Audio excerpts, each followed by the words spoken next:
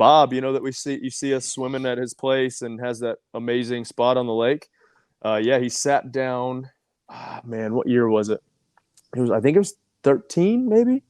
He finished the workout. It was for individuals, or for elite or whatever you want to call it at that time. It was the power clean and handstand push-up that ascended in reps. And then the master's version was a push press and a clean.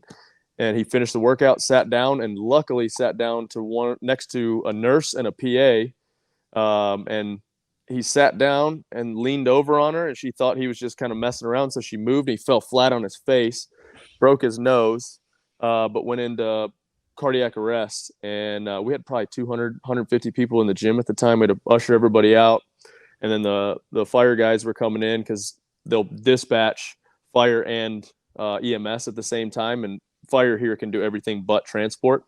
And so if they can get there first, obviously, why not send them? So they get there, and, they're trying to like, hey, how's it going? I'm like, seriously, you guys need to get in there. It's real this time. And so I went and grabbed the bags. How many selfies did you take with the fire? No, luckily before they fucking tended to Bob. I was pretty fresh off of working there, so they didn't give a shit about me. And luckily, Dawn and Tim had CPR going and actually hooked up the AED to him. And man, I think he flatlined twice, but he came back and has lived ever since. So pretty cool. And two good things about CrossFit. The doctor said had he not been doing CrossFit, he would have died. And had he not been at the gym, he would have died. So crazy.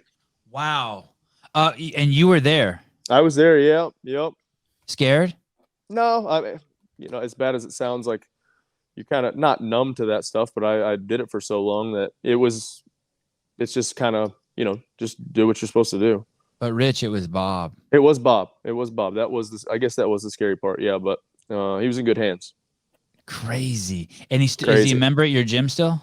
Still comes, I'd say 4 days a week. He was here this morning. Oh, and did he have to have a bypass or something? What was his deal? Why did he have the heart attack? I can't remember. He was heavier years before that and had lost a ton of weight. So I think the damage had been done. But I want to say they may have put a stent or two in or a bypass. But he's cranking and still, like I said, working out 4 or 5 days a week. Caleb, any thoughts? As a medical professional? Yeah, as you can see, my anatomy posters denote me as such. It's pretty impressive. They flatlined twice and they still were able to bring him back. Yeah, it doesn't really happen very often. No, it was crazy. It was, obviously a little numb to it at the time.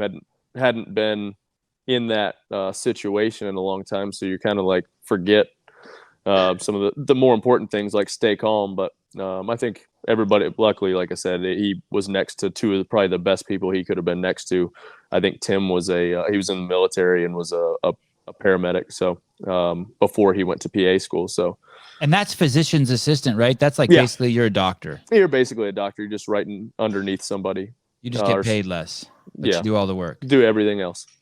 Yeah, crazy.